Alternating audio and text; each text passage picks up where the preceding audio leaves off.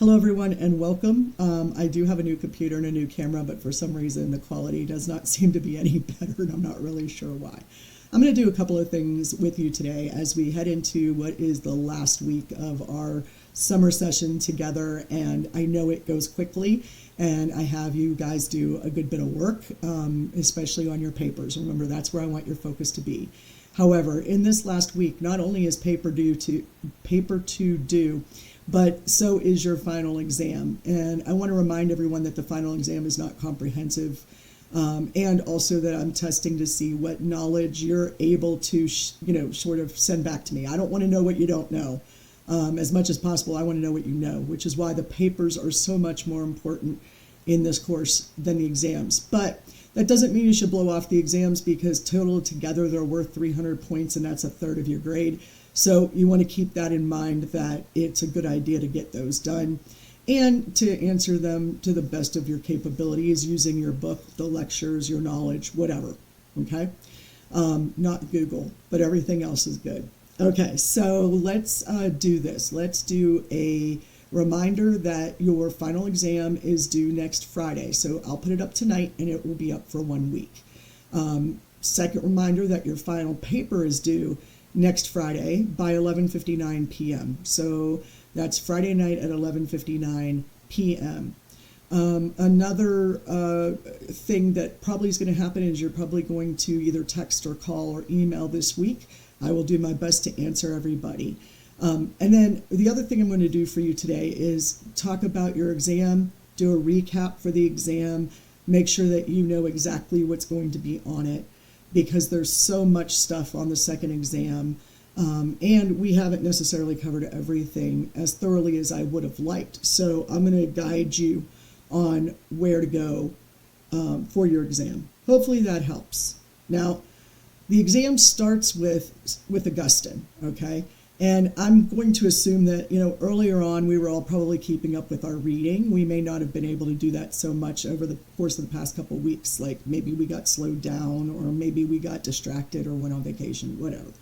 So I'm assuming that at the time of that we were reading Augustine, that things were still going well for us in the reading department. So I'm going to expect you to know a lot more about Augustine, Christine de Pizan, Ramus, Bacon, Locke, Vico, and then Whately, I.A. Richards, Burke, and Toulmin. Those are the ones I'm going to focus on for your exam. What I want to know from the last three, Michel Foucault, Helene Cixous, and Lakoff and Johnson, I'm going to tell you exactly what I want from those. Yes, I'm giving you the answers. There's a reason for that.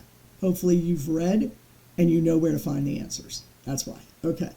So let's go to Augustine. Augustine, we know, unlike us today, if we prepare to give a speech, be it in marketing in the classroom, a scholarly speech, any of those, we do research, right? We have to look for newer information, make sure the information that we have now is correct and that what we're telling our audience is correct. Well, back in the Dark Ages, St. Augustine pulled all of that into the church, which of course was the governing body at the time, and said, well, you can use rhetoric in the church, you just have to do it the right way. His idea of collecting information, or making sure that you are clear on what it is that the truth is that you're going to be sharing, he says that before you write a speech or give a speech, that you need to pray. Now, not all of us are going to agree with that.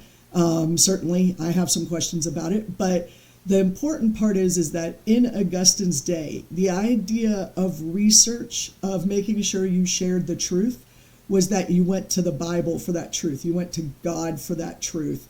And so that's why he says the first thing you do is pray, whereas we would say the first thing you do is research. So just keep that in mind. It was during the Dark Ages, and the church governed everything, as well as being the religious leader, and in education it also governed. So that's why he tells us about that. The second thing that I think he does that's important is he gives us the 3 levels of style from Cicero, grand, middle, and common, and he tells us how to use those when we are preaching, sort of.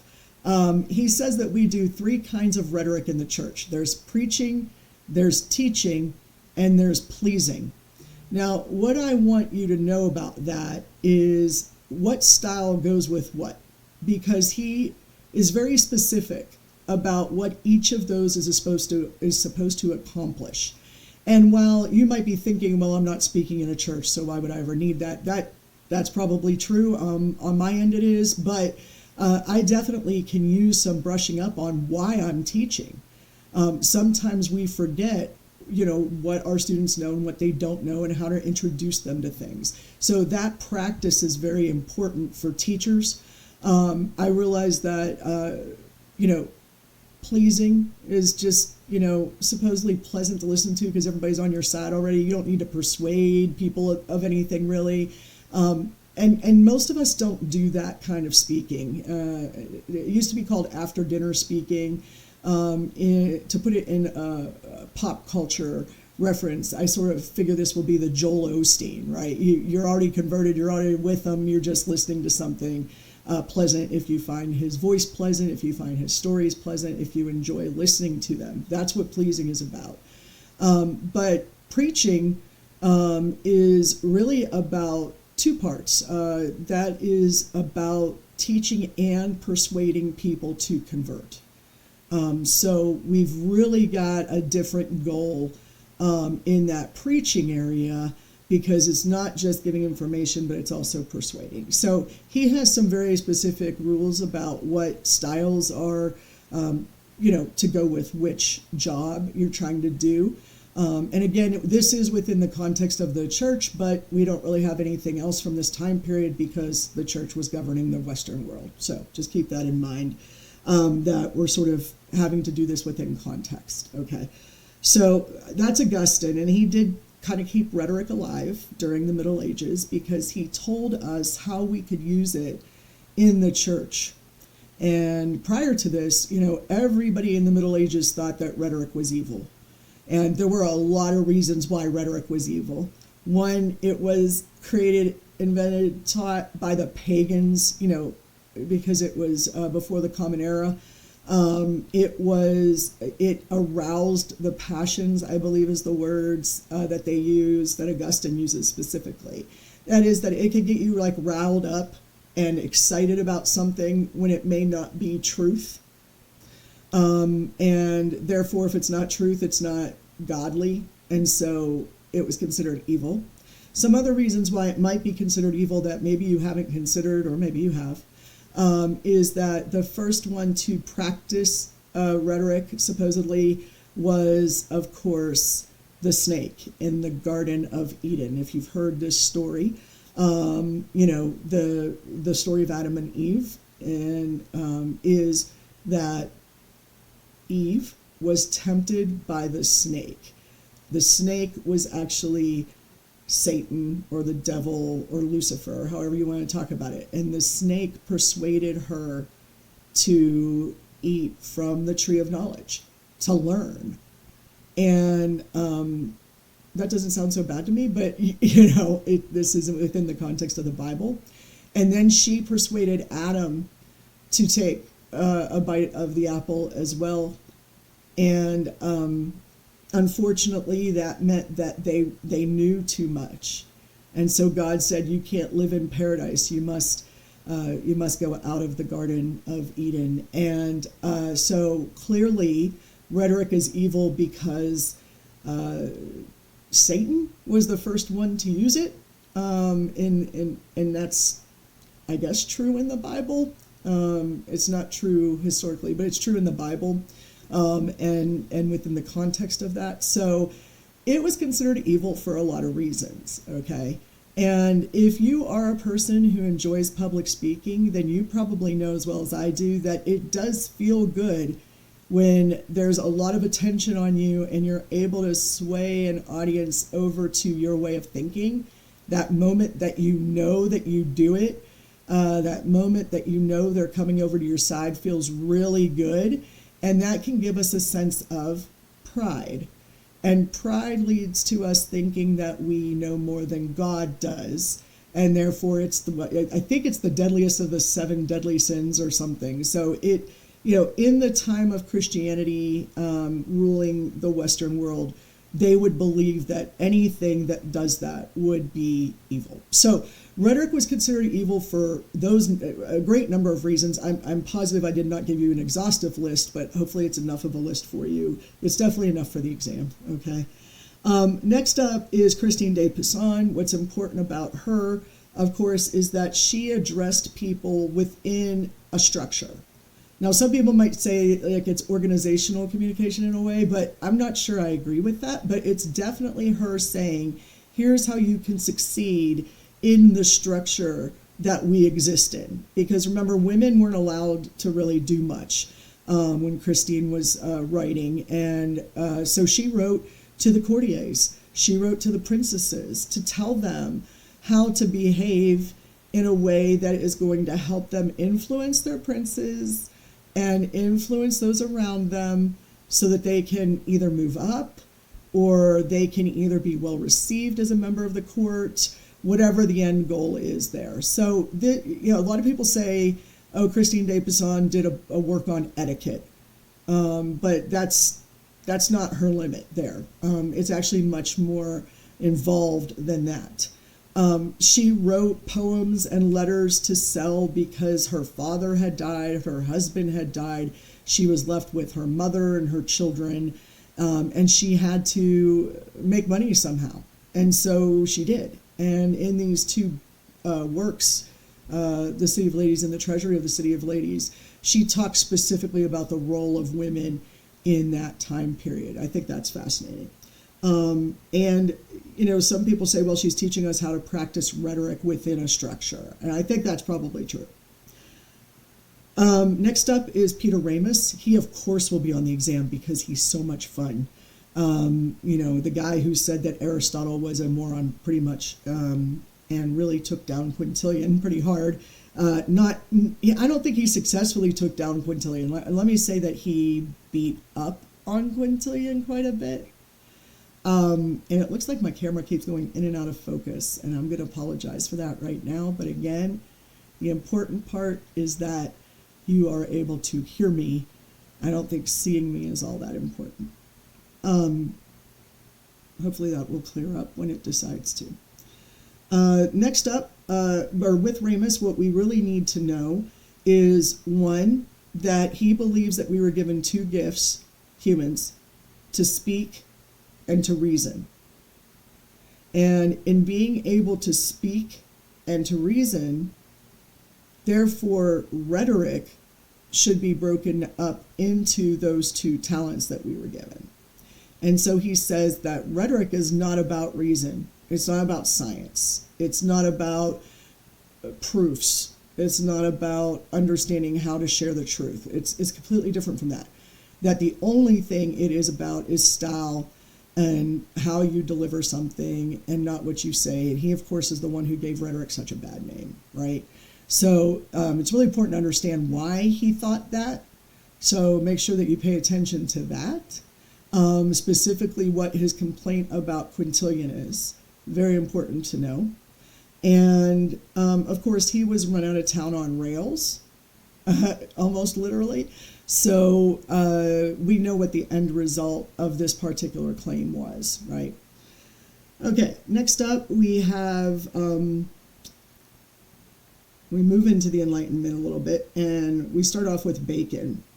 Both the advancement of learning and the Novum Organum are really important. The advancement of learning because it taught us about faculty psychology. The idea that you are born with certain skills. The second reason why that's important is understanding that rhetoric is a skill that we may or may not have been given. And Bacon's really clear about that. We may or may not know how to practice rhetoric. We may or may not have that faculty, that talent when we're born, so we'd have to practice it. And then, of course, in Novum Organum, the new instrument, he gives us a way of looking for the truth while acknowledging the limitations that being us puts on us. Okay? So those are important. By the way, I don't know if any of you know this. I'm going to add this in, not necessarily for your exam, but because it's kind of cool. Bacon used to be known for the creation of what was called the Baconian method of research, and it was an inductive process. Okay, so like he went out. This is a true story, by the way. He went out and he wanted to know how it was that, or whether or not we could freeze fowl to eat later. And I really thought this meant that he died from salmonella or something like that, right? A bird. It wasn't a chicken, but it was probably like a goose or something along those lines. But actually what it was he kept going outside to check on this bird, or however many birds he had that he had frozen in the snow. And he caught a cold and got pneumonia and died. Interesting story.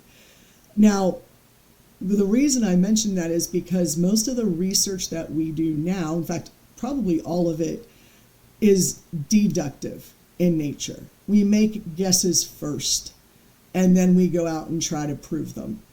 And that's called the scientific method. But the inverse of it is called the Baconian method, and it is believed that both of those methods will get you to an answer. And I just think that's really cool. Next up is Locke, John Locke. And of course, what we know about John Locke is he was focused not just on the social contract, but also on language and the problems of language. And he says there's 4 of them. I'm going to tell you to go find those because I know I lectured on them. He also has a solution. So make sure that you know what that one-word solution is for the problems that language creates, according to John Locke. He also gave us different ways of looking at words and language, not just the 4 big problems, but also the idea of the concrete meaning, or what I know I mean, and sort of the external meaning, or the more abstract meaning, which is what your audience is receiving. Okay, so keep those in mind. Next up will be Vico, and I happen to really, really like Vico. I've read all of his works. I'm a big fan, and most of us never heard of him, and you won't.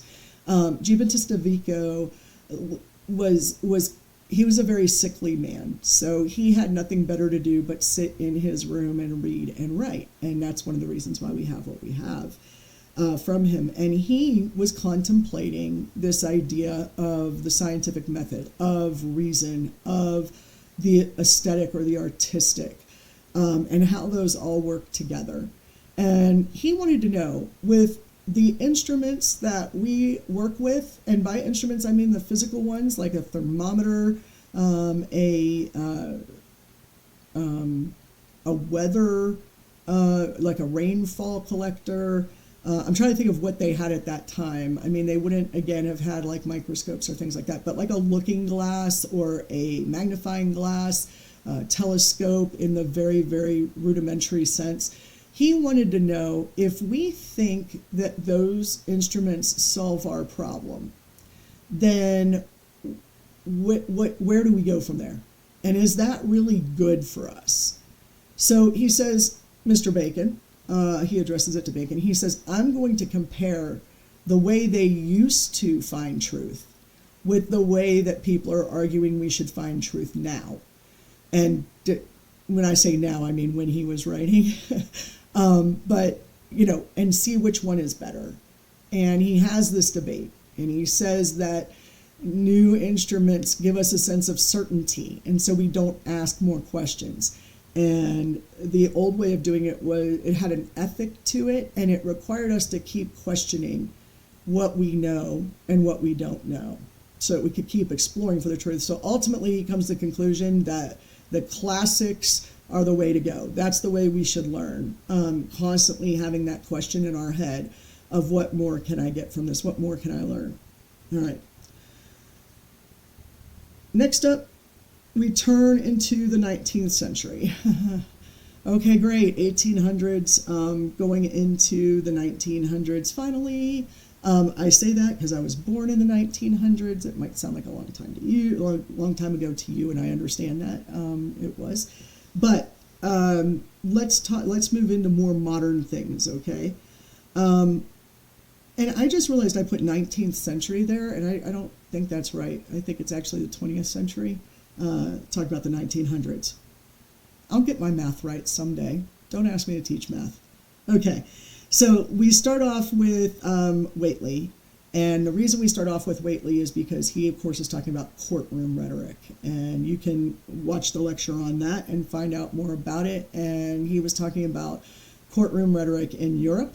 But we have taken a lot of his ideas into the American system, courtroom system here. Then I.A. Richards, obvious, the semantic triangle of meaning, most important thing, and trying to understand how it is that we miscommunicate. Okay, so that's what he was interested in. Make sure that you read up on that triangle of meaning. Next up, Kenneth Burke. Okay, there's a few things I want to make sure that you get out of Kenneth Burke. The first is that his paradigm, his overarching way of thinking is dramatism. Yes. Within that, there's several ways that we can look at a text, at an artifact, if you will.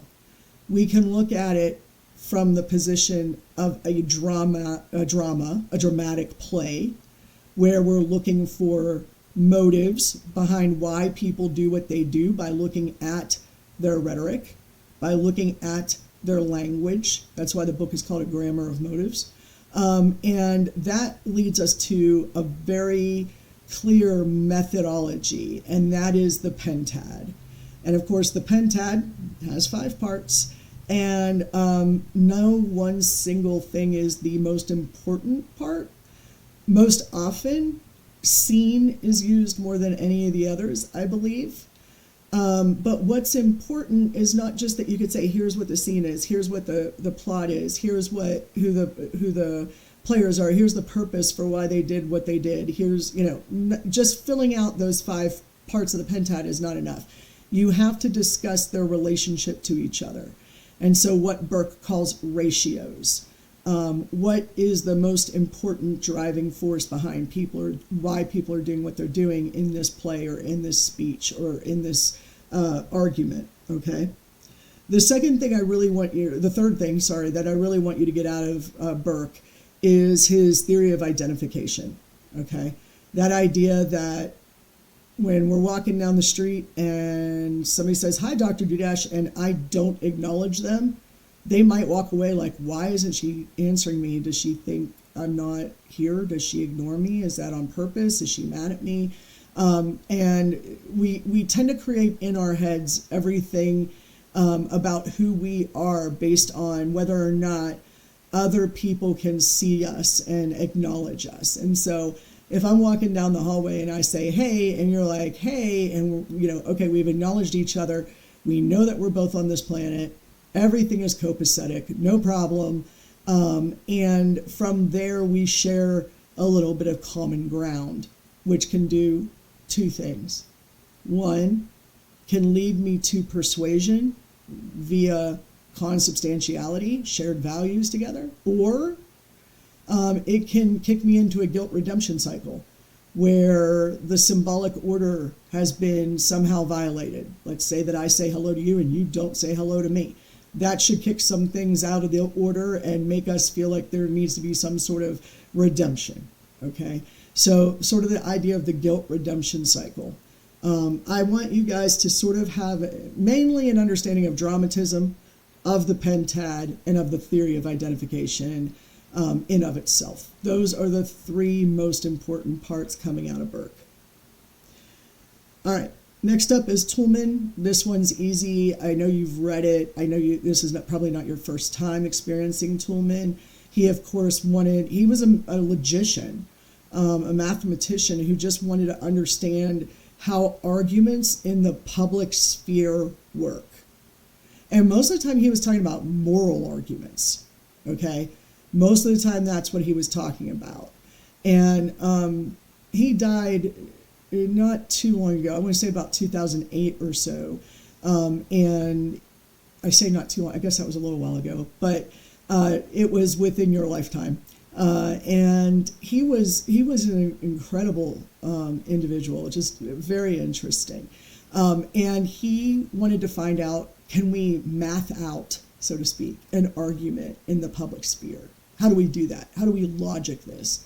And how do people within the public sphere logic this and then communicate it? And so he decided to build what most mathematicians do or logicians do, a model, right? A way of proving it. And so he came up with that six parts of the argument, and how each of those plays a role. And, you've got the main three, data, claim, warrant, and then you've got your other three that are equally important in my mind, okay? They're just the ones that are usually assumed, implied, very rarely spoken, but they're important, okay? All right, so take a look at Toulmin for that. Next up, Michel Foucault. So, when we were in the Renaissances, we really wanted to know how science fit into finding the truth and why that was important for rhetoric. And so we've got that tension between science, the aesthetic, the artistic, and rhetoric, okay? When we move into the modern, people say, this is how it is. Rhetoric is a triangle. Rhetoric is a pentad. Rhetoric is a model of argument. Rhetoric occurs with presumption and with burden of proof. I mean, very clear-cut, very boxy, if you will, very linear ways of looking at communication, of looking at rhetoric. And by the time we get to, I'm going to say the late 50s, early 60s, we start to see a movement. Now, it's probably later than that, probably more mid-60s to mid-70s. We start seeing a change in art and in architecture that basically says we need to interrupt the way that we think about things. So you have Frank Lloyd Wright, who started building like a house on top of a bunch of rocks, which is out in Pittsburgh, Pennsylvania, by the way. And I don't know what he wanted to prove, but it's called falling water. There's water coming out of the bottom of the house on purpose. It's fascinating. It's an interesting piece of architecture. It violated all of the standard rules of going higher, straighter, box-like, very very functional over form. We weren't concerned with how it looked. I'm pretty sure Craig Hall was built during this period of time, if you've ever seen Craig Hall on campus. It's not pretty, but is it functional? Well, it was at one time. Yes, it's very stable, right? If there's going to be a tornado on campus, I'm running to Craig Hall, not to be near the windows, but to be inside of that concrete structure, if that makes sense to you. So they're ugly buildings, but they did their job. Now we have more artistic flair coming in the I'm going to say a little later than mid-century, okay, in the late 20th century, where we started building buildings that were triangle shaped, or later on we went even into circles. I don't know if you've been to Minneapolis. There is a Museum of Modern Art up there that looks like a crinkled ball of aluminum. It's weird. The inside of it is weird. I don't know that I'd advocate anyone go and pay for that, but it's all about this kind of art that rejects the modern way of looking at things. So we have these modernists who say, that everything should be functional. We're not concerned about form. We're only concerned with linear reasoning and with linear thought and linear structure. And they say in the postmodern turn, no, that's not the way things work. Not all of us think linearly. The artistic value of something is important. We want to interrupt that structure. One of the greatest places that you see this, or one of the most distinct, I guess I should say, is in the modern American novel. When you read novels, I'm talking about fiction novels for the most part, like Pride and Prejudice or Persuasion or any of those, you get a very clear plot. It starts off, it describes everything that's going on, it introduces you to the characters. Then there's something big that happens, which is the climax. And then, of course, the conclusion or the fallout of all of that and what it means. And that's the plot line. That's the way it's supposed to work, right?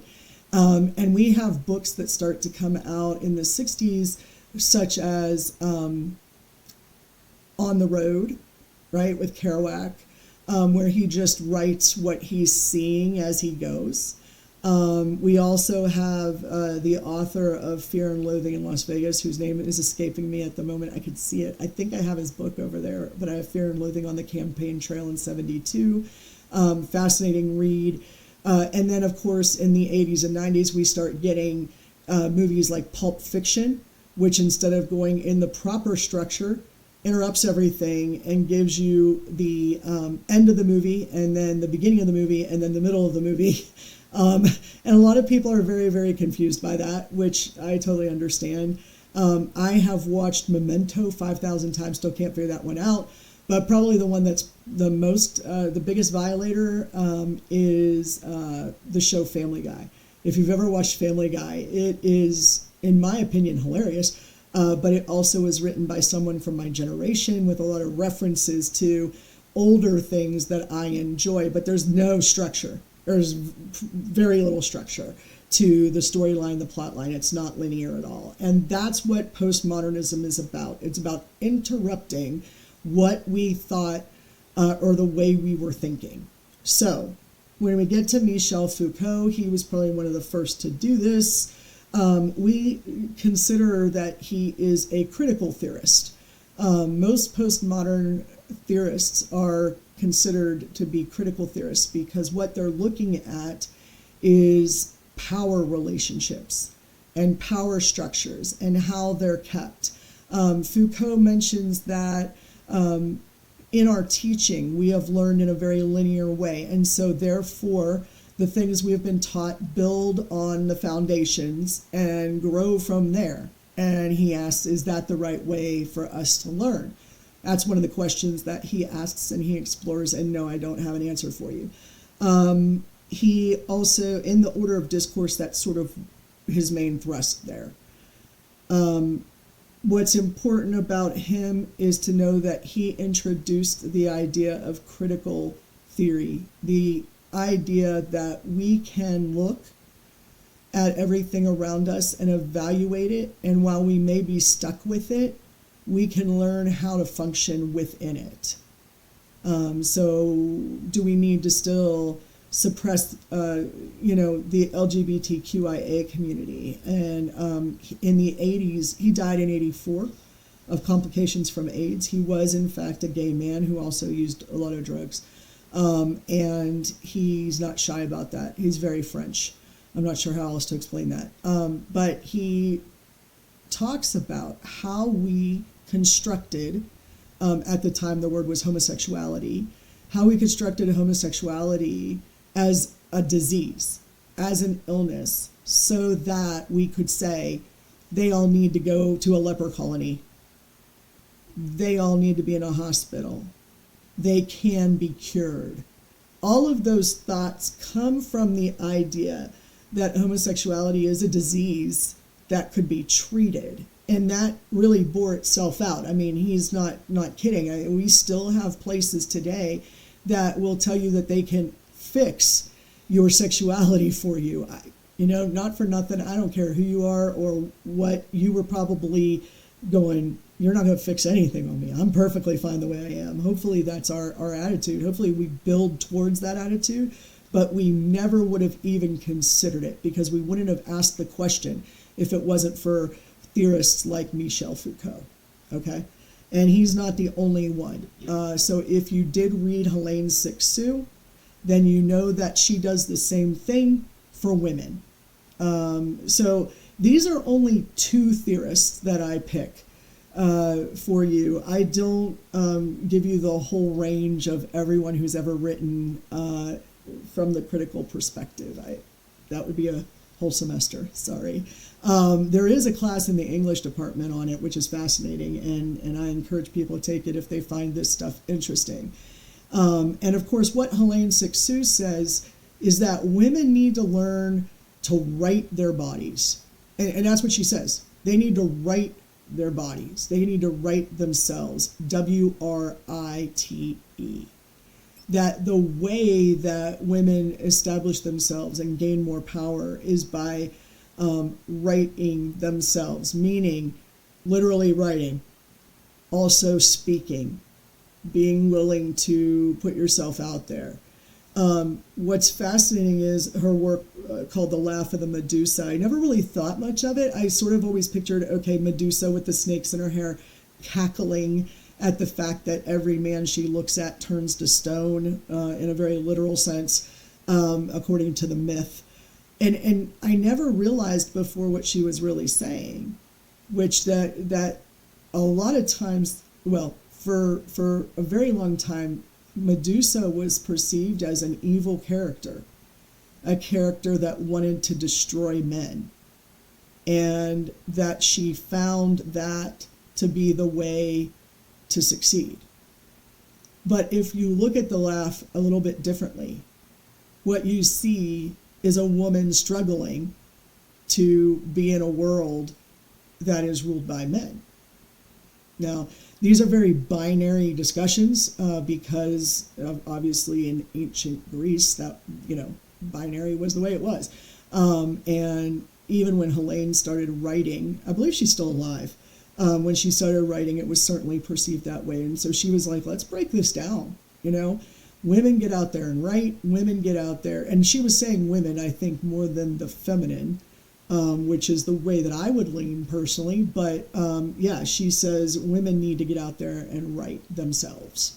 So that was her major thrust there. Now, Lakoff and Johnson, metaphors that we live by. This one's probably going to be pretty obvious as far as a question on the exam. I'm not sure which question I will put on there, but it will be something relatively simple. So if you've read it, you'll be able to find the question very easily. In fact, I think I know which one I'm going to ask, but I'm not going to tell you. It'll be easy. So again, this exam is due next Friday at 11:59 p.m. It is going to be up for the full week starting tonight, and it's worth 150 points. And I'm hoping that this helps you, not just with getting a briefing on each of the readings that you've been doing, but also to prepare you for the exam. Again, most of your focus probably should be on the paper, honestly. But the exam's still important, okay? All right, questions, comments, concerns, complaints, send them to my inbox, text me, call me frantically, whichever way you want to do it. I've talked to a couple of you this week, and you guys are really doing extremely well on your reading. I'm not concerned. And I'm sorry about the glitch on the exam last time. It was an easy fix, thank goodness. So the scores that you have are the adjusted scores, and pretty good, not too shabby. All you need to do is get some points. Okay, everybody, this may be the last time that I come to you via a video, so it's been a pleasure, and maybe I'll see you next semester.